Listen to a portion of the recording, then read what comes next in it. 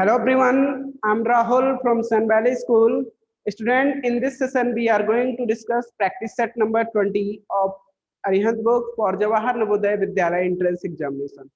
इससे पहले हम लोगों ने प्रैक्टिस सेट नंबर 1 to 19 का वीडियो लेकर आए हुए थे। स्पेशली हम इस वीडियो के थ्रू और इस सेशन के थ्रू मैथ्स पोर्शन चेक करते हैं, ठीक है। जो इस प्रैक्टिस सेट्स में यानी आपके अपकमिंग एग्जामिनेशन में जो मैथ्स के प्रॉब्लम आने वाले हैं उनको लेकर हम यहाँ पे सोल्यूशन उनके डाउट्स को क्लियर करने के लिए ये वीडियो लाए हुए हैं। तो आई होप जिन स्टूडेंट ने इससे पहले के वीडियोस को देखा होगा उनके लिए वो काफी हेल्पफुल रहा होगा, और जिन्होंने नहीं वॉच किया वो हमारे डिस्क्रिप्शन में इसके लिंक शेयर किए गए हैं, जाके वहां से वॉच कर सकते हैं, उनके लिए काफी हेल्प होगा। ओके, और चलिए तो आज का ये सेशन स्टार्ट करते हैं। हमने जैसा कि बताया हम मैथ्स ही चेक करते हैं, मैथ्स के प्रॉब्लम और जो भी डाउट्स होते हैं 1 by 1 के सारे क्वेश्चंस के जो कॉन्सेप्ट है वो क्लियर किए जाते हैं। तो आज का ये सेशन स्टार्ट करते हैं फ्रॉम क्वेश्चन नंबर 41। सबसे पहले हम क्वेश्चन नंबर 41 की बात कर लेते हैं। टोटल 20 क्वेश्चंस इंक्लूड किए गए हैं इसमें, और क्वेश्चन नंबर 41 to 60 इस तरह से रखे गए हैं इसमें। चलिए हम आज का ये जो क्वेश्चन नंबर 41 है इसी से स्टार्ट करते हैं। ओके, इन्होंने कहा 2 बटे, फिर एक सरलीकरण का क्वेश्चन दिखाई दे रहा है आप लोगों को ऑनबोर्ड, जैसा कि दिख रहा है सरलीकरण का क्वेश्चन है। 2 बटे फिर क्या है, इसको राइट कर सकते हैं, सॉरी रीड क्या करेंगे, 2/1 प्लस 1/1 माइनस 1/2 मल्टीप्लाइड बाई 3/3/2 का मीन्स गुणा होता है ऑफ 5/6 प्लस 1 होल 1/4। ये इसका स्टेटमेंट है या इसके टर्म्स हैं। अब इनको क्या मान ज्ञात करना है, तो मान ज्ञात करना है। चलिए इसके लिए हम आपका सॉल्यूशन चेक करते हैं क्या आएगा।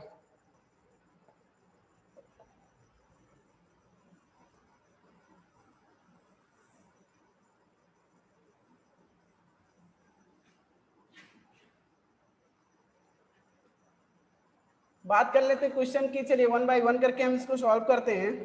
लेट्स से यहाँ पे जो दिया गया 2/1 प्लस 1/1 माइनस 1/2। चलिए इसी को सॉल्व कर लेते हैं। पहले इसी को सिंप्लीफाई कर लेते हैं। इसको सिंप्लीफाई करेंगे तो करेंगे क्या, देखिए इसमें 2/, इतने को सिंप्लीफाई करेंगे तो क्या आएगा, 1/1 minus 1, sorry 1 minus 1/2 is equal to what, 1/2। एक में से एक आधा निकल जाएगा तो आधा ही तो बचेगा, यानी ये 1/2 हो जाएगा। एक तो ये ही है प्लस इसका 1 और बटे में 1/2। अब बटे का बटा होने का ये ऊपर चला जाएगा, कहने का मतलब यहाँ से 2/1 धन 2 कुल मिला के 2/3 यानी 2/3 हो गया। चलो इतना सिंप्लीफाई कर दिया गया। अब इसकी बात कर लो सेकेंड टर्म की। जो सेकेंड टर्म दिया गया यहाँ पे ये है 3/3/2 का 5/6 और प्लस है या डिवाइड बाई है सम, आई होप, मुझे लग रहा है ये डिवाइड का सिंबल गिवन है यहाँ पे, ये प्लस का नहीं है, बिकॉज प्लस सिंबल थोड़ा सा ये, हाँ डिवाइड ही है, ठीक है। डिवाइड बाई समथिंग है क्या, 1 होल 1/4। इसको करने के लिए आप करना क्या आपको, चलिए हम 3/, सेम एज का मीन्स पहले का को ही सॉल्व करेंगे हम। डी मास या बॉड मास का रूल अगर ध्यान दें तो क्या होता है बॉड मास में, पहले ब्रैकेट फिर ऑफ मीन्स का, फिर division, then after multiplication, addition, at the last subtraction. ये बॉड मास का रूल होता है टू सिंप्लीफाई यानी सरलीकरण के लिए, ठीक है। 3/2 का 5/6, 3/2 है क्या, 3/2 ही लिख दो। का मतलब गुणा होता है 5/6 का गुणा हो जाएगा इससे। अब ये चीजें गुणा होके जो आएंगी भागे एक सही 1/4 का मतलब हो गया 4 एकम 4 और 5/4 कुल मिला के इसका गुणा कर लो तो 3×5 = 15 और 6 दूनी 12 काट दो, 3 एकम 3, 3 दूनी 6, 5 एकम 5 और 2 दूनी 4 डिवाइड बाई 5/4 कुल मिला के ये तो 1 आ जाएगा, और 3/1 का मतलब 3। अरे ये 3/1 आ जाएगा नीचे यहाँ से, और यहाँ कितना बचेगा 3। तो चीजें क्या बची हमारे पास, क्या रिजल्टेंट वैल्यू आई, चीजें ये आई हैं। यहाँ पे 2/3 आया था। अब आपको क्या करना है, एक साथ लेकर चलना है। तो चलिए अब कर देते हैं सॉल्व इसको।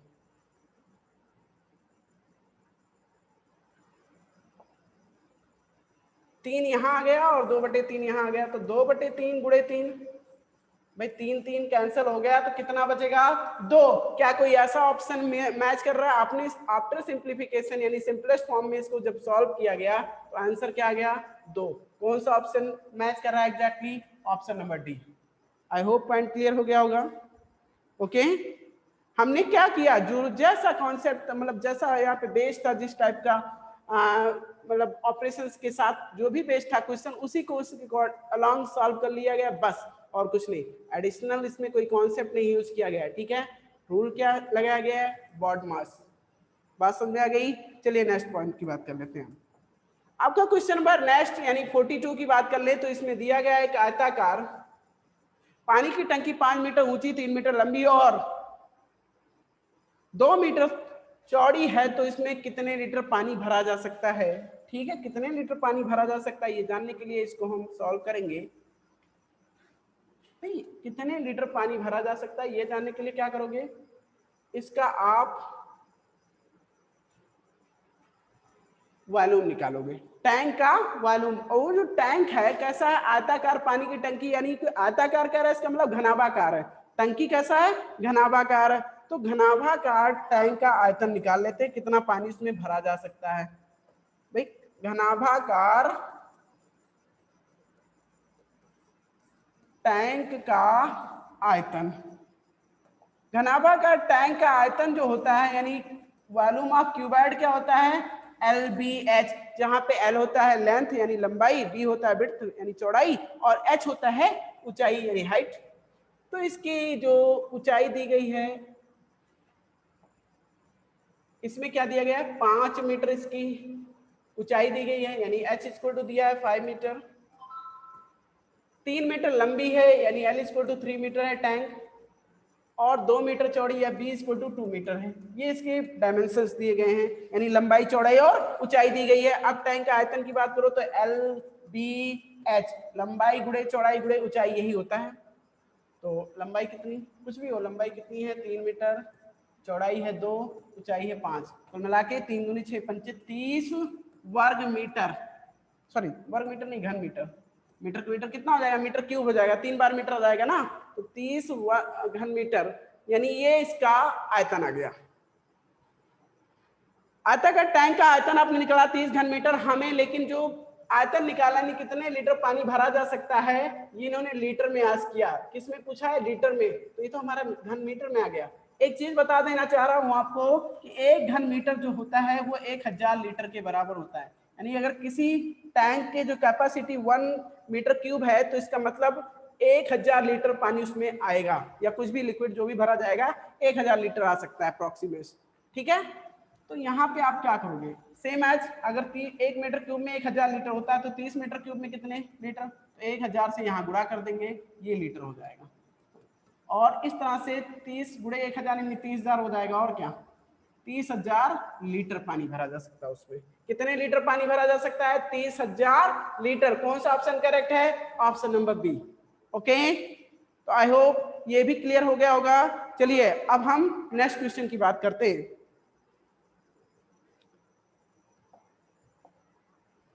क्वेश्चन नंबर 43 बहुत ही इजी सा क्वेश्चन है। ये करें शून्य है, शून्य क्या है? आपने होल नंबर पढ़ा है, देखिए इसमें ऑप्शन दिए गए, उसके अकॉर्डिंग कर लेते हैं। प्राकृतिक संख्या, क्या प्राकृतिक संख्या है? शून्य। नेचुरल नंबर है क्या?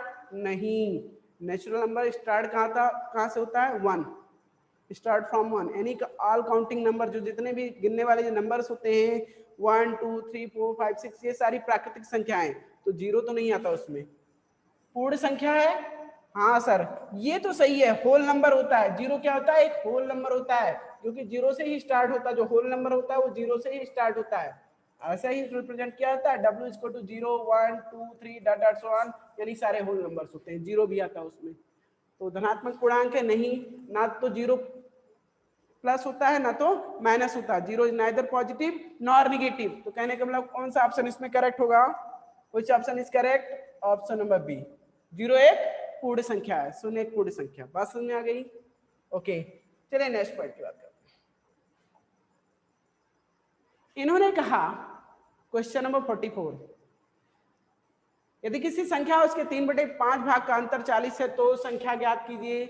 बहुत ही इजी है, कह रहे किसी संख्या, मान लीजिए वो संख्या x और उसके 3/5 भाग यानी 3/5 x का अंतर 40 है, तो संख्या क्या होगी? तो यहाँ से 5x माइनस का 3x बटे में 5 बराबर 40 और कुल मिला के 2x बराबर 40 गुणे 5। तो 2 1 कम 2 और 2 20, 2 दूना 4 यानी 20 दूना 40 हो जाएगा। 20 पंचे 100, x बराबर कितना आ गया? 100। यानी वो संख्या क्या है? 100। जिस इन्होंने कहा किसी संख्या और उसके 3/5 भाग का अंतर 40 है, तो वो संख्या क्या है? वो संख्या आपकी 100 है। कौन सा ऑप्शन करेक्ट? सी। बात समझ में आ गई? हमने इसको ऐसे मान लिया गया कि हम वो संख्या x है तो उसका 3/5 भाग को उसमें से घटा दिया गया, यानी x का 3/5 भाग इसमें से घटा देने पर कितना आता है? अंतर जो बराबर है 40 के है, और इस तरह से सॉल्व करने पे x बराबर आ गया 100। ओके, तो स्टूडेंट्स आई होप जितने भी पॉइंट यहाँ पे डिस्कस किए जा रहे हैं आप लोगों को क्लियर हो रहे होंगे। ओके, तो चलिए अब नेक्स्ट पॉइंट की बात कर लेते हैं।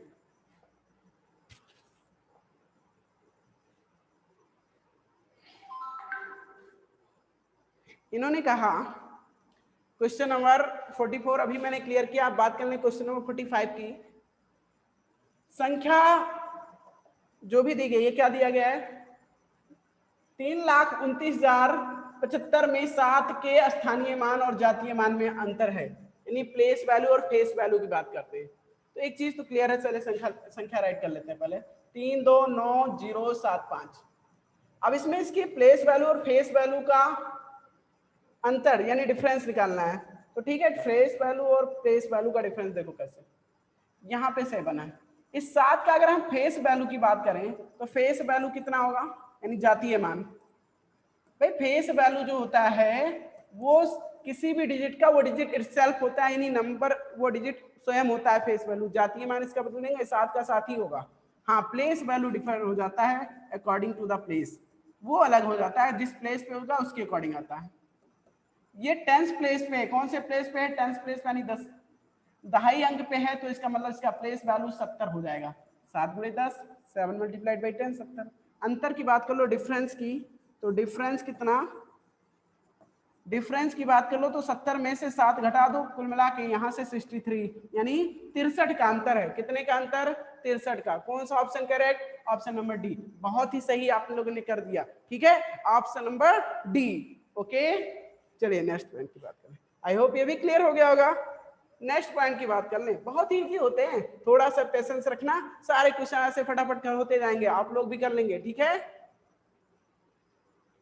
अब हम बात कर लें क्वेश्चन नंबर 46 की, जिसमें कह रहे हैं 27, क्या है स्टेटमेंट? ये है क्वेश्चन, 27 पेन का विक्रय मूल्य जो है 30 पेन के क्रय मूल्य के तुल्य है, यानी उसके बराबर है, तो कितने प्रतिशत लाभ या हानि हुई है? ठीक है भाई, देख लेते हैं कितने प्रतिशत लाभ या हानि हुआ है। इन्होंने कहा जो चीजें दी गई हैं वही हम लिखेंगे। इन्होंने कहा एसपी ऑफ 27 क्या है? पेन है, pen is equal to CP of 30 pen. बात समझ में आ गई? ये स्टेटमेंट दिया गया है, यानी कि 27 पेन जितने में बेच रहा है उतने में वो 30 पेन खरीद कर लाया था, यानी कि इसको लाभ तो हो ही रहा है। हम मान लेते हैं let CP of a pen B X is X. मान लेते हैं कि एक पेन को खरीद कर कितने में लाया गया है? x रुपए में खरीद कर लाया गया है। तो x रुपए में खरीद कर लाया गया, तो इसका मतलब अगर 30 पेन खरीदा तो कितने में खरीद कर लाया होगा? 30x रुपए में। इसका कॉस्ट कितना? 30x, जो कि कितने पेन का? 27 पेन का वो एसपी ऑफ 27 पेन है ये। ठीक है, तो ये तो सर अगर हम एसपी ऑफ 1 पेन की बात करें, एक पेन की एसपी, तो एक पेन कितने में बेचा होगा? अगर 27 पेन 30x रुपए में बेच दिया है तो एक पेन कितने में बेचा होगा? ये एक पेन बेचा होगा रुपया 30x बटे 27 रुपए में, एक पेन की कीमत होगी बेचने की। खरीदा कितने में था एक पेन? x रुपए में, ऐसा हमने माना है। तो प्रॉफिट की बात कर लो। अब प्रॉफिट हो रहा होगा क्योंकि इसका एसपी जो है वो सीपी से ज्यादा है, एक पेन ज्यादा में बेचा है, जितने में खरीद कर लाया था उससे ज्यादा में बेच रहा है, तो इसका मतलब इसको क्या हो रहा है? प्रॉफिट हो रहा है। तो प्रॉफिट हो रहा है तो प्रॉफिट निकालेंगे। प्रॉफिट निकालने का रूल होता है एसपी माइनस सीपी, यानी एक पेन जितने में बेचा 30x/27 में बेचा, खरीदा कितने में था, ओनली x रुपए में। तो घटा देते हैं, घटाने पर क्या आएगा, यहाँ पे घटाने पर आएगा 27 घट जाएगा 30 में से, तो बचेगा 3x/27। बात समझ में आ गई? या इसको सिंप्लीफाई कर लो, सिंप्लीफाई कर लो थोड़ा सा, 3 एकम 3 और 3 9 27 कुल मिला के यहाँ से x/9 इतने रुपए का प्रॉफिट हुआ। प्रॉफिट परसेंट की बात कर लो, क्योंकि लाभ के प्रतिशत या लाभ या हानि की प्रतिशत की बात किया तो प्रॉफिट परसेंट होता है प्रॉफिट अपॉन सीपी इंटू 100, यही होता है। तो प्रॉफिट कितना, x/9 का लाभ हुआ, और एक की सीपी कितनी है x, भाई एक का सीपी कितना x गुणे कितना 100, यही तो होता है। x कैंसिल हो जाएगा और ये 100/9 हो जाएगा, कुल मिला के 11 सही 1/9% का लाभ हुआ है प्रॉफिट। समझ में आ गई बात? प्रॉफिट कितना हुआ, 11 सही 1/9% का। क्या कोई ऐसा ऑप्शन मैच कर रहा है? ये दिया गया, देखिए इसमें दो ऑप्शन एक ही जैसे दिए हैं, एक में दिया है 11 सही 1/9% का लाभ, और एक में दिया गया है 11 सही 1/10% का हानि। तो ये आपका है ऑप्शन नंबर बी, हमें लाभ से मतलब है ना, और हमारा एग्जैक्ट मैच भी कर रहा है, 11 सही 1/9%, 11 होल 1/9%। ओके, तो स्टूडेंट आई होप ये भी आप लोगों का क्लियर हो गया होगा। चलिए नेक्स्ट पॉइंट की बात कर लेते हैं। अब अभी मैंने क्वेश्चन नंबर 46 क्लियर किया, अब बात करते हैं क्वेश्चन नंबर 47 की। इन्होंने कहा 4 दर्जन केलों का दाम 24 है, तो 150 किलो का दाम कितना होगा? ठीक है, 150 किलो का दाम हम बता देंगे। 4 दर्जन केलों का दाम 24 है, तो 150 किलो का दाम कितना होगा, यही था। 4 दर्जन केलों का दाम है, केलों का दाम बराबर रुपए 24। अच्छा ये बताओ एक दर्जन में कितने होते हैं, 12 होते हैं, तो इस तरह से 4 दर्जन में कितने हो गए, 4 गुणे 12, यानी 4 गुणे 12 केलों का दाम 24 रुपए है। बात सुन में? तो अगर आपसे कोई पूछता है एक केले का दाम बताओ, तो 24/12 चौक 48, एक केले का दाम, केवल एक केले का दाम पूछता है, तो 24/48। बात सुन में आ गई? चलो थोड़ा सा सिंप्लीफाई कर दें, 24 एकम 24, 24 दूना 48, यानी 1/2 रुपए एक केले का दाम आ गया। अब हमें क्या बताना है, हमें तो बताना है 150 केले का दाम, तो 150 केले का दाम हो जाएगा एक केले का दाम गुणे 150, यानी एक केले का दाम कितना 1/2 रुपए है, तो 1/2 से इसको 150 को गुणा करेंगे तो इस तरह से 75 रुपए आ जाएगा। कुल मिला के हमने ये जान लिया कि अगर 150 केले का दाम पता करना है तो कितना आ जाएगा, 75 रुपए। कौन सा option correct? Option number C. Okay, option number C. I hope ये भी क्लियर हो गया होगा। ओके, इजी है ना, सही है, ऐसे ही कर लोगे आप लोग भी। चलिए नेक्स्ट क्वेश्चन की बात कर लें। सारे कॉन्सेप्ट और ये जितने भी क्वेश्चन डिस्कस किए जा रहे हैं ये आपके प्रैक्टिस सेट से किए जा रहे हैं, तो आपके एग्जाम में सेम टाइप के क्वेश्चंस आने वाले हैं। यानी जितने भी, जैसे मान लीजिए हम टाइम एंड डिस्टेंस की बात कर लें, या वॉल्यूम की बात कर लें, या कोई भी और टाइप का इसमें सिंपल इंटरेस्ट का क्वेश्चन आता है, ये सारे क्वेश्चन आने वाले हैं बेटा आपके एग्जाम में। तो इन सबको 1 बाय 1 करके सारा क्वेश्चन बहुत ही सिंसियरली ऑब्जर्व करना है, ओके, और क्लियर करते जाना है। चलिए नेक्स्ट पॉइंट की बात करें। इन्होंने कहा क्वेश्चन नंबर 48 की बात कर रहे हैं, जिसमें इन्होंने कहा कोई धन 5 वर्षों में साधारण वार्षिक ब्याज की दर से दोगुना हो जाता है, तो दर कितनी होगी? ये साधारण ब्याज का यानी कि आपका सिंपल इंटरेस्ट का क्वेश्चन है, तो करेंगे उसको। चलिए करके दिखाते हैं, तब समझ में आएंगी बातें कर किया कैसे जाएगा। इन्होंने कहा कोई धन 5 वर्षों में साधारण ब्याज की दर से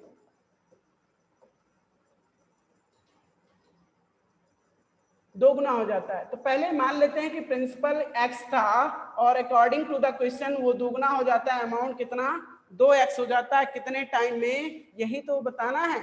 साधारण वार्षिक ब्याज की दर से दर कितनी होगी, 5 नहीं, दर बताना है। और टाइम दिया है 5 वर्षों में हो जाता है, कितने सालों में, 5 सालों में हो जाता है। और जबकि रेट ऑफ इंटरेस्ट हमें नहीं पता, यही निकालना है।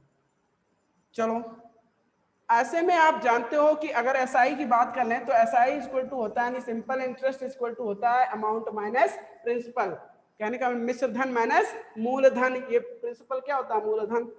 तो मिश्र धन मतलब 2x है और प्रिंसिपल x को मिला के जो एसआई आएगा वो किसके इक्वल होगा, एसआई मीन सिंपल इंटरेस्ट साधारण ब्याज x आ गया।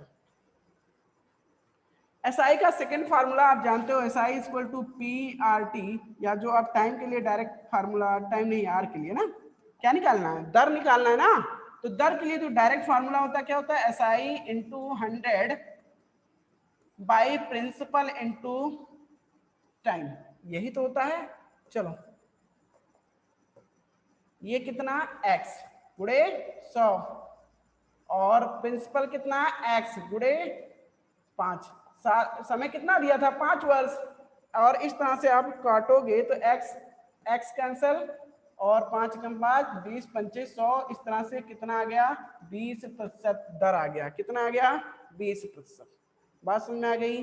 फार्मूला कौन सा यूज किया गया, ये वही है जनरल सा फार्मूला जो एसआई के लिए लगाया जाता है, उसी का ट्रांसफॉर्म है ये।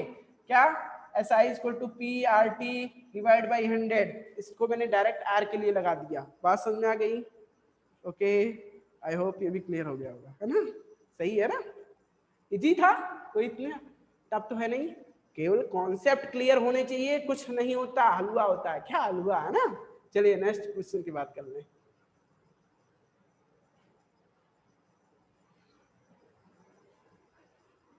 हाँ, क्या है, क्वेश्चन नंबर 49 है, सॉरी मैंने अभी 48 ही क्लियर किया है ना, तो 49 की बात करेंगे। इन्होंने कहा प्रथम 4 अभाज्य संख्याओं का योग है, तो ठीक है, इसमें क्या सोचने वाली बात है, प्रथम 4 अभाज्य संख्याएं होती हैं, पहली अभाज्य संख्या 2, दूसरी 3 और तीसरी 5, चौथी 7, जोड़ लो, 3 2 5 और 5 10 और 7 12। ये तो मैंने बता दिया, प्रथम 4 अभाज्य संख्याओं का योग कितना होगा, 7 5 12 और 3 15 2 17 होगा। मैंने 12 कर दिया था, ये बात गलत, 12 नहीं होगा 17 होगा। कितना होगा, 17। हाँ, ये तो मैंने बता दिया, ऑप्शन नंबर डी मैच कर रहा है, टिक भी कर दिया आप लोगों ने सर, लेकिन आपने अभाज्य संख्या नहीं बताई, ये प्राइम नंबर होते क्या, अभाज्य को प्राइम बोला जाता है जिनके नंबर ऑफ फैक्टर्स ओनली 2 होते, यानी जिन संख्याओं को केवल 2 ही संख्याएं काट सकती, वो नंबर स्वयं और 1, वो संख्याएं अभाज्य संख्याएं। जैसे मैंने बात किया 2 को, 2 जो होता है या तो 1 से कटेगा या तो 2 से ही कटेगा, 3 से कटेगा या तो 1 से कटेगा, यानी ये अभाज्य संख्या है। 5 से कटेगा या तो 1 से कटेगा। समझ में आ गई बात। भाज्य क्या, इसी का अपोजिट होता है भाज्य, यानी कि जो जिसके number of factor more than 2 होते हैं, यानी 2 से ज्यादा उसके डिविजर होते हैं। जैसे आप बात कर लो 4 को, तो सर ये 1 से भी विभाजित हो जाता है, यानी कट जाता है, 2 से भी कट जाएगा और 4 से, यानी इसके 3 फैक्टर हैं। तो ये भाज्य नहीं, सॉरी अभाज्य नहीं है, भाज्य है। हमें अभाज्य की बात किया था, प्रथम 4 अभाज्य संख्याओं का योग 17। बात समझ में आ गई, क्लियर, ओके।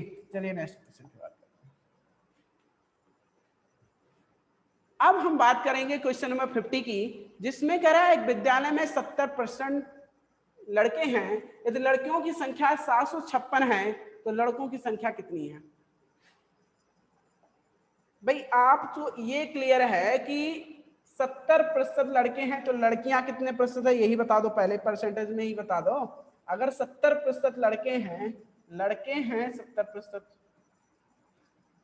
लड़के 70%, तो लड़कियां 30%, और क्या, 100 कुल मिला के जो है 100% है, तो इसका मतलब 70 ये तो 30% लड़कियां। और इसी टोटल जो जितने भी स्टूडेंट्स हैं उसमें उसका 30% 756 लड़कियां हैं, यानी वही 30% ही है जो, यानी लड़कियों की संख्या की बात किया जाए, लड़कियों की संख्या तो कितनी है 756, और हम मान लेते हैं कुल कितने विद्यार्थी x, तो x का कितना परसेंट है ये 30%। 30 मतलब बटे में 100 कर दीजिए, बराबर किसके 756 के बराबर है। हमें क्या बताना है, लड़कों की संख्या कितनी है ये बतानी है। तो ठीक है, इसको इस तरह ना करते तब भी हो जाता, डायरेक्ट भी हो जाता, लेकिन चलिए हम इसको ऐसे ही कर देते हैं।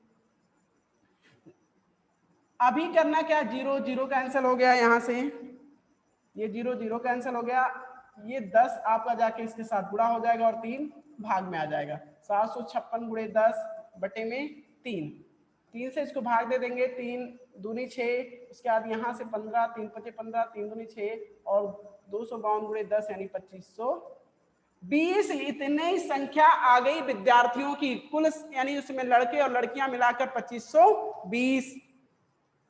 अतः लड़कों की संख्या अब क्या निकालेंगे, अतः लड़कों की संख्या, भाई लड़कों की संख्या अगर निकालनी है तो कुल संख्या में से लड़कियों की संख्या माइनस कर दो। कुल संख्या कितनी 2520, उसमें से 756 लड़के लड़कियां माइनस हो जाएंगी, तो कुल मिला के 10 में से 6 जाएगा 4 और 11 में से 5 जाएगा 6 और 4 11 में से ना, तो 14 में से 7 जाएगा 7 और यहाँ से 1 1764। कितनी लड़कियां लड़के हैं वहां पे, लड़कों की संख्या कितनी आ गई 1764। कोई ऑप्शन मैच कर रहा है, आप अगर ध्यान से देख पा रहे हो तो ऑप्शन नंबर बी आपका एग्जैक्टली मैच कर रहा है, तो यहाँ पे हमने टिक कर दिया। ओके, आई होप ये भी क्लियर हो गया होगा, सही है ना, बिल्कुल सही है। मैंने जैसा किया कि पहले उसके लड़के, अगर परसेंटेज ऑफ बॉयज गिवन है, मतलब 70% लड़के हैं तो ठीक है, लड़कियां 30% होंगी, और इस तरह से लड़कियां जो टोटल क्या 30% के बराबर होंगी। तो मैंने वही किया, मैंने मान लिया टोटल x है और इसी x का 30% 756 के बराबर हो गया, इस तरह से x आ गया 2520। तो लड़कों की संख्या निकालने के लिए हम कुल संख्या में से, यानी कुल विद्यार्थियों की संख्या में से लड़कियों की संख्या माइनस कर देते हैं और 1764 ये आपका आंसर आ जाता है लड़कों की संख्या। ओके, तो आई होप ये भी क्लियर हो गया होगा। चलिए अब नेक्स्ट पॉइंट की बात कर लेते हैं। क्या कह रहा है क्वेश्चन, ये कह रहा है क्वेश्चन नंबर 51, संजीव 5000 रुपए में टीवी सेट खरीदता है और उसे 4750 रुपए में बेच देता है, उसे कितने प्रतिशत की हानि हुई। खरीदा ज्यादा में है, बेचता कम में, तो इसका मतलब हानि तो हुआ है, कितने प्रतिशत का हानि हुआ यही निकालना है। तो हानि प्रतिशत निकालने के लिए आप देखो कैसे करते हैं इसको, बहुत ही सिंपल सा वे है। पहले लॉस ही निकाल लेते हैं, एसपी भाई सीपी कितने में खरीदा 5000 रुपए में, और एसपी बेचा कितना 4750 रुपए में, तो लॉस हो गया क्योंकि एसपी ज्यादा कम हो गया और सीपी ज्यादा हो गया, ज्यादा में खरीद के कम में बेचा तो लॉस। लॉस निकालने के लिए सीपी माइनस एसपी, यानी ज्यादा में कितने में खरीदा था 5000 माइनस क्या करेंगे 4750, कितने लॉस हुआ, इसको कितने का घाटा हो गया 250 रुपए का, इतने का तो लॉस हो गया। लॉस परसेंट, क्या लॉस परसेंट बराबर लॉस बटे में सीपी और गुणे 100, यानी 250 का नुकसान हुआ, कितने पर 5000 रुपया लगाया था उसने और गुणे 100। इस तरह से 1 2 1 2 और एक यहाँ से एक यहाँ से 3 0 ऊपर से कैंसिल हो गए, 25/5 यानी कुल मिला के 5 एकम 5 और 5 25 5% का नुकसान हुआ इसको। हान कितना हुआ 5% का। कोई ऑप्शन मैच कर रहा है, हाँ option number D exactly match कर रहा है, टिक कर दीजिए। ओके, इस तरह से आपने ये भी क्लियर कर लिया, 5% का क्या हो गया उसको हानि हो रहा। ओके, अब हम बात करेंगे क्वेश्चन नंबर 52 की। नेक्स्ट क्वेश्चन आपका जो है 52 उसकी बात कर लें। इन्होंने कहा दो संख्याएं 3:4 के अनुपात में है, यदि उनका लासा 240 है तो दोनों में से छोटी संख्या होगी। ठीक है, लासा 240 है तो दोनों में से छोटी संख्या होगी। देखो पहले संख्या, इसको सॉल्व करने का तरीका क्या है, पहले हम x के टर्म्स में इसको डिनोट कर लेंगे, ठीक है, देन आफ्टर हम उसके according to the question. Okay, चलिए हम देखते हैं कैसे होगा। इसमें दो संख्याओं का अनुपात दिया गया है 3:4, लासा दिया गया 240, तो हम करके दिखाते हैं आपको, है ना। चलिए यहां से ये गया, ये क्वेश्चन है, करके देख लेते।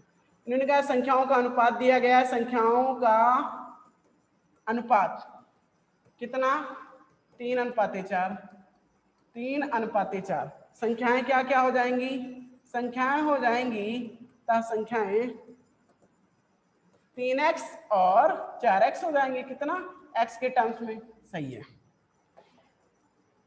3x और 4x हो गई। अब बात कर लो कुछ और भी हो सकता है, हाँ बिल्कुल हो सकता है। देखो हमें लासा निकालना, अगर हमें ऐसे जनरली इस 3x और 4x का एलसीएम बोला जाता है तो क्या करते हैं आप, एलसीएम क्या होता है, एलसीएम निकालने का तरीका जो होता है, जैसे मान लीजिए हम 12 और 18 का लघुत्तम निकालते हैं तो पहले इसके जो फैक्टर्स होते हैं, लेट्स से 2 गुणे क्या फैक्टर हो गया, 2 गुणे 3, इसका फैक्टर हो गया और इसका 2 गुणे 3।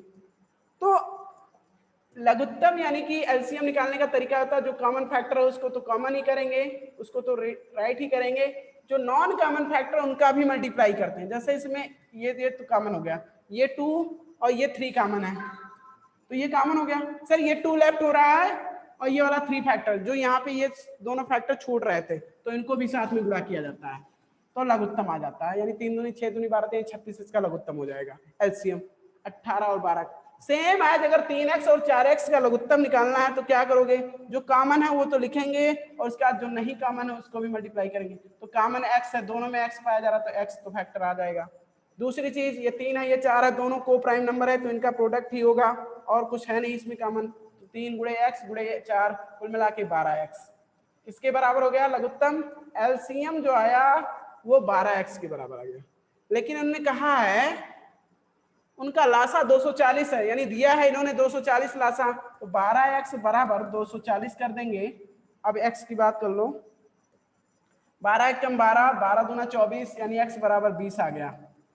छोटी संख्या, अतः इस प्रकार छोटी संख्या हो जाएगी, छोटी संख्या क्या हो जाएगी, छोटी संख्या इन्होंने पूछा है क्या है, तो छोटी संख्या हमारे हिसाब से क्या होगा, हमने जो माना है उसमें 3x ही तो छोटी है, तो छोटी संख्या हो जाएगी 3x, अर्थात 3 गुणे 20 कुल मिला के बराबर 60, यानी वो छोटी संख्या क्या होगी 60। बात समझ में आ गई। मेन कॉन्सेप्ट था इसमें एलसीएम निकालना, एलसीएम किसके बराबर आ गया, 12x के बराबर आ गया और ये 12x बराबर 240 कर दिया गया, x बराबर 20, अर्थात छोटी संख्या 20 गुणे 3 60, कौन सी आ गई 60, option number C. Okay yes, इसको भी क्लियर कर दिया गया। चलिए अब नेक्स्ट पॉइंट की बात कर लेते हैं, क्वेश्चन नंबर 53। ओके इसका स्टेटमेंट है 90 किलोमीटर प्रति घंटे की चाल से जा रही 75 मीटर लंबी रेलगाड़ी एक बिजली के खंभे को कितनी देर में पार करेगी। इस टाइप के क्वेश्चन अगर जिन स्टूडेंट ने इससे पहले के वीडियोज को वॉच किया होगा, हमेशा एक क्वेश्चन आता है इस टाइप का। देखिए स्पीड दी गई है ट्रेन की 90 किलोमीटर प्रति घंटा, ठीक है, जो डिस्टेंस लेंथ है उसकी, यानी उसकी खुद की लंबाई कितनी है 75 मीटर। तो एक चीज है, ये मीटर में दिया गया, ये किलोमीटर में, तो इसको भी किलोमीटर पर सेकंड में कन्वर्ट करो क्योंकि यूनिट सेम होना चाहिए, इकाई समान होनी चाहिए। तो 90 गुणे 5/18 ये तरीका होता है, अगर किलोमीटर प्रति घंटे को मीटर पर सेकंड में चेंज करना है तो 5/18 मीटर पर सेकंड हो गया। चलो सॉल्व कर लो, 18 के 18 18 95 55 25 कुल मिला के 25 मीटर पर सेकंड हो गया, ये स्पीड आ गई। लेंथ देखिए, मैं जो मेन चीज कॉन्सेप्ट है वो बता दूं, अगर ये कोई खंबा है और ट्रेन आ रही है, ऐसे कोई ट्रेन आ रही है, ठीक है, ये ट्रेन अगर इसको पार करना चाह रही है, ठीक है, इस खंबे को, तो खंबे को पार करने के लिए जानते हो कितनी दूरी चलना पड़ेगा इसको, अपनी लंबाई के बराबर। अगर इसे खंबे को, इस खंबे को पार करके जाना आगे, तो अपनी लंबाई के बराबर दूरी तय करनी पड़ेगी, यानी जितनी इसकी लंबाई है 75 मीटर उतनी ही दूरी तय करनी पड़ेगी। समझ में आ गई बात। तो इन्होंने यही पूछा था बिजली के खंबे को कितनी देर में पार कर लेगी, तो समय बराबर होगा, यानी पार करने के लिए जो समय लगेगा, टाइम बराबर होता है डिस्टेंस अपॉन स्पीड, दूरी बटे 4, ये होता है फार्मूला। दूरी कितनी 75 मीटर की दूरी तय किया उसने। चाल 90 नहीं था, 90 तो थोड़ी ना, चाल आ गई 25 मीटर पर सेकंड, यानी ये आ गया। तो यहां से मीटर तो मीटर कैंसिल हो जाएगा, मीटर मीटर कैंसिल, 25 से कम 25, 25 यहाँ 75, और कुल मिला के 3 सेकंड। ये सेकंड ऊपर चला जाएगा तो 3 सेकंड का टाइम लगेगा उसको, यानी उस बिजली के खंभे को पार करने में लगा समय 3 सेकंड। बात समझ में आ गई? बहुत ही इजी क्वेश्चन इस टाइप के हमेशा हमने जितने भी प्रैक्टिस सेट इससे पहले डिस्कस किया उसमें जरूर एक ना क्वेश्चन कहीं ना कहीं होता है। तो इसको भी क्लियर कर लीजिए, आएगा, आने वाला है आपके एग्जाम में, और आप झट से कर लेंगे बिना टाइम वेस्ट किए हुए। ठीक है, तो चलिए अब नेक्स्ट क्वेश्चन की बात कर लेते हैं।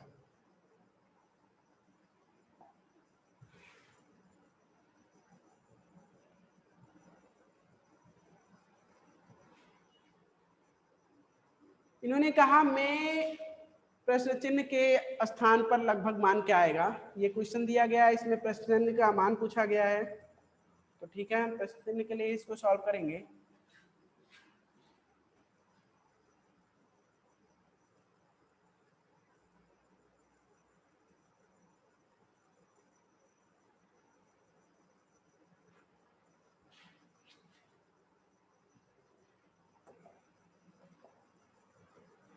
ये दिया गया है 7702 भागे 43.96 धन यानी प्लस 25.11 मल्टीप्लाइड बाई यानी कि गुणे 45.88 बराबर क्वेश्चन मार्क लगाया गया, उसके बाद गुणे 15। ये चीजें लिखी गई है। चलो इसको सिंप्लीफाई करो। सबसे पहले हमें यही तो सोचना है, हमें कुछ नहीं सोचना है, पहले इसको सिंप्लीफाई करो है क्या ये, तब हम उसके बारे में सोचेंगे। ठीक है, तो इसको सिंप्लीफाई करने का मतलब हम पहले डिवीजन सेंटेंस सॉल्व, इस भाग वाले जो भी टर्म्स है इनको सॉल्व किया जाएगा।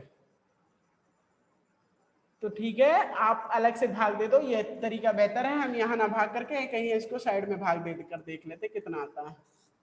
यहाँ से 7702 है भागे 43.9 है। अगर एक जीरो हटाना चाह रहे हैं तो यहाँ से लिख सकते हो 7702 और क्या आ जाएगा 439। बात समझ में आ गई? चलिए ना ना ना ना ना ना ना 43.96 था, क्या था 96 था, तो 2 अंक के बाद तो यानी 2 जीरो बढ़ेंगे। ओके, 43.96 भाग देना ही पड़ेगा, और कोई सिंप्लीफाई कर सकते हैं लेकिन बहुत टाइम वेस्ट होगा, तो हम भाग देकर ही चेक करें। कोई और तरीका, कोई और तरीका नहीं, अभी तो कोई तरीका नहीं है, करना ही पड़ेगा आपको। क्वेश्चन एक बार चेक कर लेते हैं। यस, सब कुछ सही जा रहा है। 45.88, 25.11, 7 हाँ सही है, सारी चीजें क्लियर हैं। ठीक है, तो चलिए अब सॉल्व करते हैं। भाग देना ही पड़ेगा आपको, 4396 से भाग दे दीजिए 7702 और 00 को। फिर यहां से भाग देने पर कितनी बार जा सकते हैं? पहली बार अगर हम 7702 की बात करें तो हम एक ही बार जा सकते हैं, 4396 आएगा, और यहाँ से क्या आएगा 2, 12 में से 6 जाएगा तो 6 आ जाएगा, और 9 में से 9 जाएगा तो 0 आ जाएगा, और 7 में से 3 जाएगा तो 4 आ जाएगा। कुल मिला नो 6 में से 3 जाएगा 3 आएगा। कितना आएगा? 6 में से 3 जाएगा तो 3 आ जाएगा, और यहां से आपका 7 में से 4 जाएगा तो 3 ही आएगा, है ना। कुल मिला के 3306 यहाँ बचेगा, एक जीरो इसके साइड में आ जाएगा, ये वाला। कितनी बार जा सकते हैं? 33,060 लाना हमारे पास 4,300 समथिंग है, 8 बार जा सकते हैं क्या? 1,000 नहीं, 8 बार जाएंगे तो ज्यादा हो जाएगा, 7 बार जाइए। 7 छक 42 के 2, और 7 त्रिक 63, 4 67 के साथ, फिर 7 त्रिक 21, और 21 और 6 कितना होता है? 27 के साथ। बात सही है? 7 चौक 28 और 2 30, कुल मिला के यहाँ से 30,772, 10 में से 2 जाएगा 8, और 15 में से 7 जाएगा 8, और यहाँ से 9 में से 7 जाएगा 2, फिर 2 में से 0 जाएगा 2, ठीक है 2288। अब एक जीरो और आ जाएगा इसके साइड में, ये वाला। चलिए 2000 यानी 22,880 लाना है हमारे पास। तो हम कितनी बार जा सकते हैं? 5 बार जाइए। चलिए देखते हैं 5 बार जाने पे क्या होगा। 5 बार 5 31 के 0 और 6 9 45 9 45 और 3 48 के 8 5 3 15 और 4 19 के 9 5 20 1 21। क्या ऐसा ही आएगा? बिल्कुल यही आएगा।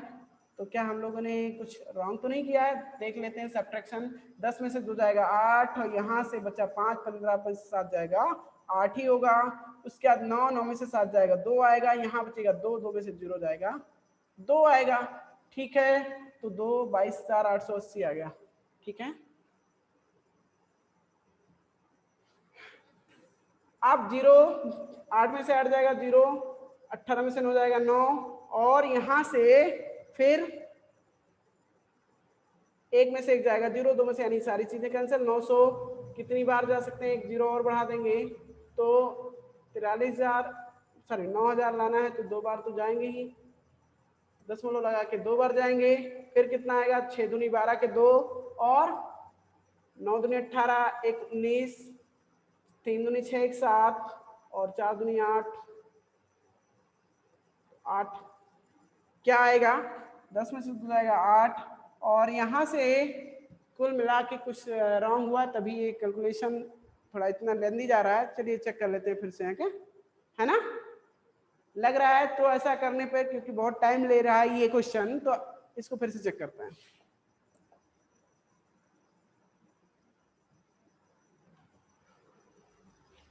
सतहत्तर 02 भागे 93.96 प्लस 25.11 गुणे 45.88 बराबर क्वेश्चन मार्क है। तो ठीक है, पहले इसी को तो सॉल्व करना पड़ेगा। यहाँ पे मुझे लग रहा है कुछ मिसप्रिंट है तभी इतना लंदी जा रहा है, नहीं तो होना नहीं चाहिए था। 43.96 25.11 इससे विभाजित होना चाहिए। फिर से भाग देकर देखते हैं। अगर हमें भाग देना है 43.96 से इसमें 770200 में तो क्या आएगा? एक बार फिर से चेक कर लेते हैं। तो यहाँ से अगर हम कितनी बार जाएंगे? 2 बार जाएंगे। नहीं, 2 बार कहाँ जा सकते हैं? एक ही बार जाएंगे। एक बार जाएंगे तो 43 96 12 में से 6 जाएगा 6, 9 में से 9 जाएगा 0, 6 में से 3 जाएगा 3 और 7 में से 4 जाएगा 3। आ जाएगा 1 0 इसके साइड और यहाँ से 3560 आ गया। कितनी बार जाएंगे? 7 बार जाएंगे तो 7 6 42 के 2 और 7 9 63 और 4 67 के 7 और 7 3 21 6 27 के 7 ऑलरेडी 7 चौक 28 और 2 30। यस, कुछ भाग करने में ही गड़बड़ हुआ था। 10 में से 2 जाएगा 8, 16 में से 7 जाएगा नहीं 15 में से 7 जाएगा 8 और यहाँ से 9 में से 7 जाएगा 2 और 2 में से 0 जाएगा 2। इतना ही पहले भी तो आया था। 1 0 और आ जाएगा 22,880।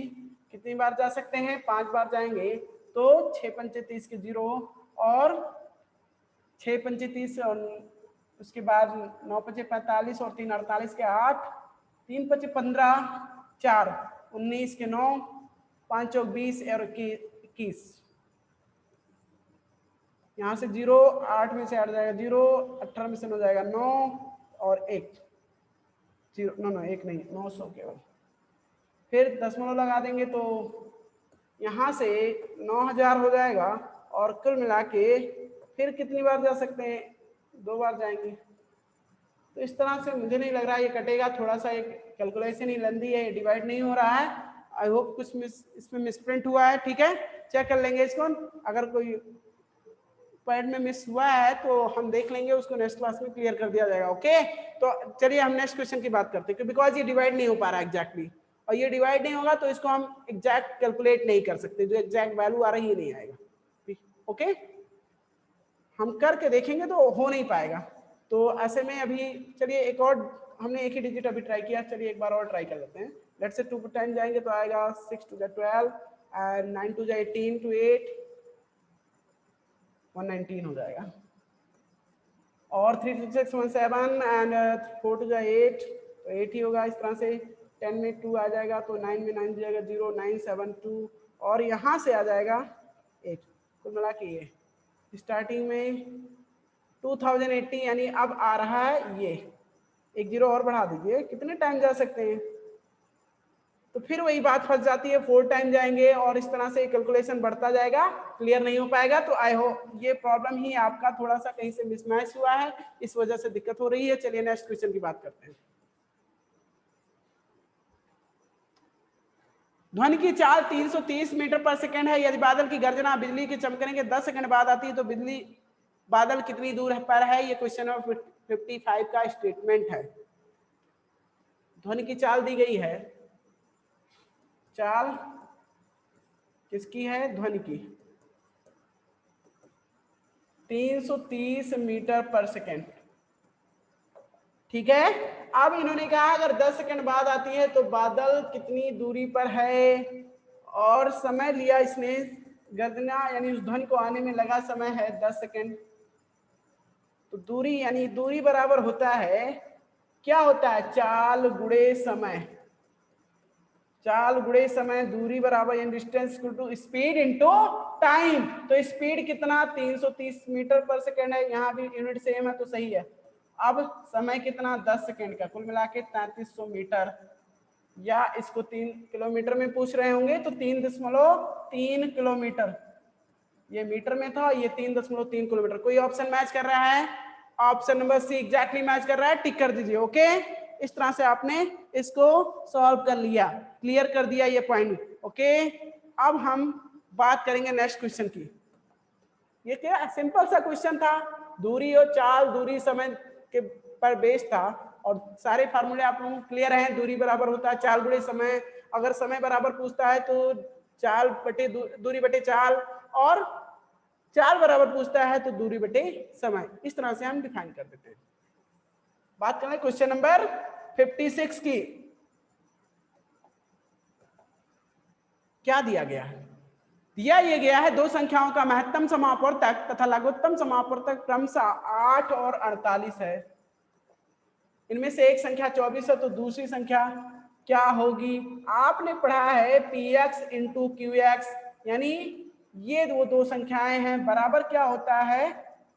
महत्तम समापवर्तक यानी HCF इंटू एलसीएम, यानी P into Q is equal to होता है HCF इंटू एलसीएम। यानी अगर कोई दूसरी संख्या निकालनी है तो QX, दूसरी संख्या निकालनी है तो हम क्या होता है HCF गुणे एलसीएम बटे में PX, मतलब पहली संख्या। कहने का मतलब ये है जो दो संख्याएं दी गई हैं, दो संख्याएं कौन कौन सी? महत्तम समापवर्तक और लघुत्तम समाप, उनका गुणा कर दो और पहली संख्या से भाग दे दो, दूसरी संख्या आ जाएगी। 8 गुणे 48, पहली संख्या 24, 24 एकम 24, 24 गुना 48, 8 दूनी 16, यानी दूसरी संख्या क्या है? 16। बात समझ में आ गई? बहुत ही जल्दी से कर लेंगे इसको। ये आप लोगों ने बहुत क्लास 5th से ही क्लियर किया है, 5th क्या 4th में भी क्लियर कराया गया है ना? तो आई होप ये भी क्लियर हो गया होगा। चलिए अब नेक्स्ट क्वेश्चन की बात कर लेते हैं।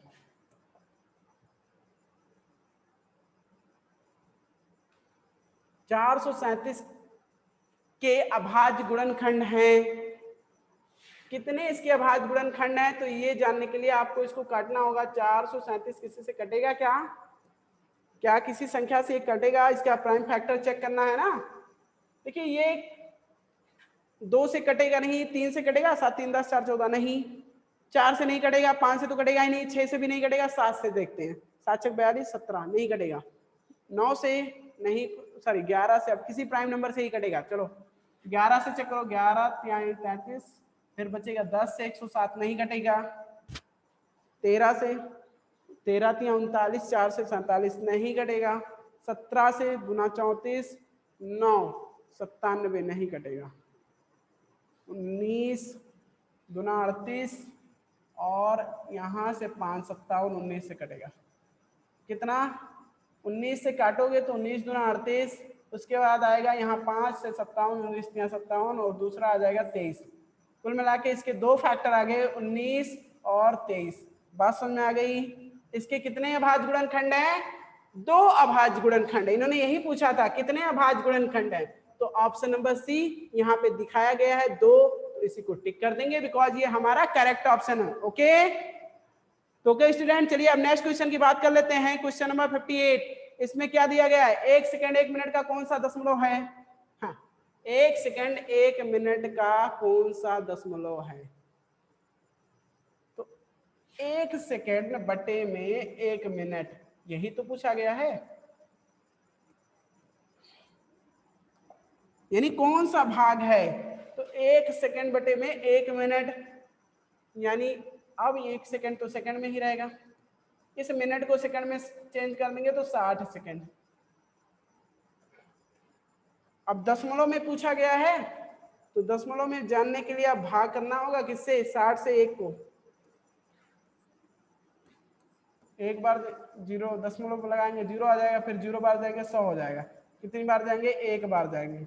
यहां से क्या आएगा? 60 आएगा, मतलब यही ना, 60 माइनस हो जाएगा इसमें से, तो माइनस करेंगे तो ये 40 आ जाएगा, और कुल मिला के दशमलव लगा है तो 0 आ जाएगा। कितनी बार जा सकते हैं? 60 का 6 बार जा सकते हैं, 360। फिर क्या आएगा? फिर वही बात 40, फिर 6 ऐसे चलता जाएगा। कहने का मतलब 0.166, या इसको ड्रॉप करना चाह रहे हो तो 0.16 ना लिखकर 1/7 लिख सकते हैं। हाँ, नहीं लिखा इन्होंने, ठीक है। अगर इन्होंने ड्रॉप कर दिया वैसे 1/7 लिखा जाना चाहिए था, 1/6 पे ही लिखकर इन्होंने छोड़ दिया बात को। बट अगर आपसे कोई पूछता है कितना एग्जैक्ट होगा तो इसका 0.17 होना चाहिए था। ऑप्शन सी टिक कर देते हैं बिकॉज ये मैच कर रहा है। तो 0.016 1 सेकंड 1 मिनट का इतना दशमलव में होगा, ठीक है, यानी 0.016। बात समझ में आ गई? इन्होंने यही तो पूछा था कि 1 सेकंड 1 मिनट का कौन सा भाग है, तो हमने ऐसे किया, 1 मिनट से इसको भाग देकर देख लिया भाई कौन सा भाग है। बात समझ में आ गई होगी। चलिए अब नेक्स्ट पॉइंट की बात कर लेते हैं। Question number 59। इन्होंने कहा उस वर्ग का क्षेत्रफल ज्ञात करें जिसकी भुजा की लंबाई 2.6 सेंटीमीटर है। क्या निकालना है? वर्ग का क्षेत्रफल ज्ञात करना है और भुजा की लंबाई 2.6 सेंटीमीटर है, यानी भुजा की लंबाई, भुजा दिया गया है 2.6 सेंटीमीटर। क्षेत्रफल की बात कर रहा है, वर्ग का क्षेत्रफल बराबर होता है भुजा स्क्वायर। क्या होता है? भुजा स्क्वायर या भुजा गुणे भुजा। अरे साइड इंटू साइड, यही तो फार्मूला होता है। किसी स्क्वायर का अगर एरिया निकालना होता है तो क्या होता है? ए इंटू ए, या ए स्क्वायर या साइड स्क्वायर, बात एक ही है। तो यहाँ पे 2.6 का स्क्वायर कर दो, कितना आएगा? 26 का स्क्वायर कितना होता है? 26 का स्क्वायर होता है 576। कितने अंक के बाद दशमलव? 2 अंक के बाद लगा देंगे, क्योंकि एक अंक 2.6 गुणे 2.6 करोगे तो 2 अंक के बाद दशमलव, यानी 576 वर्ग सेंटीमीटर, सॉरी 5.76 वर्ग सेंटीमीटर। क्या कोई ऐसा ऑप्शन है? 576 होता है, 676 होता है, सॉरी 676 होता है, जल्दीबाजी में गड़बड़ भी हो जाता है कभी कभी, है ना। 676 होता है, 6.76 सेंटीमीटर स्क्वायर। कौन सा ऑप्शन करेक्ट हो जाएगा इसके लिए? Option number A. ओके, इस तरह से ये भी क्लियर कर दिया आपने। ओके चलिए अब नेक्स्ट पॉइंट की बात कर लेते हैं। बेटा कॉन्सेप्ट क्लियर होना चाहिए, टाइम नहीं लगेगा। हाँ, थोड़ा सा जल्दबाजी में कभी कभी गलतियां हो जाती हैं, इस चीज को भी ध्यान रखना। बहुत जल्दी में नहीं करना है, हमें चीजें ध्यान रखते हुए करना है। देन टाइम को भी ध्यान में रखना, ऐसी बात नहीं कि केवल ध्यान ही रखना है, करते रहो चाहे जैसे, टाइम को भी मेजर करते रहना, इतना टाइम, ज्यादा टाइम ना वेस्ट हो हमारा। एक आयत का क्षेत्रफल 1056 वर्ग मीटर है, उसकी चौड़ाई 24 मीटर, लंबाई ज्ञात कीजिए। ठीक है, तो आप जानते हो आयत का जो क्षेत्रफल है, आयत का क्षेत्रफल इन्होंने बताया कितना दिया गया है? 1056 वर्ग मीटर यानी मीटर स्क्वायर है। इसकी आयत का क्षेत्रफल जो होता है लंबाई गुणे चौड़ाई के बराबर होता है, यानी कि 1056 वर्ग मीटर हो जाएगा। और लंबाई नहीं दी गई है लेकिन चौड़ाई दी गई है 24 मीटर, तो लंबाई ही निकालनी है। चौड़ाई 24 मीटर हो गई, 1056 हो गया। काट देते हैं इसे, 24 से भाग देते हैं, 24 से कम 24, और 24 चौका 96, यहाँ से बचेगा क्या? फिर आपका 9 बचेगा, 9 से 96 हो जाएगा, 24 चौका 96, यानी लंबाई जो है वो 44 मीटर होगी। कितनी होगी? 44 मीटर होगी। ओके, तो इस तरह से आपका जो कुछ ऑल 20 क्वेश्चन थे इनको कंप्लीट कर लिया गया, इनको 1 बाय 1 करके सॉल्व कर लिया गया। आई होप जितने भी पॉइंट यहाँ पे डिस्कस किए गए हैं वो आप लोगों को क्लियर हो गए होंगे। ओके, तो अगर आपको ये वीडियो पसंद आता है स्टूडेंट्स, तो प्लीज वीडियो को लाइक और शेयर कीजिएगा और हमारे चैनल को सब्सक्राइब कीजिए। ओके।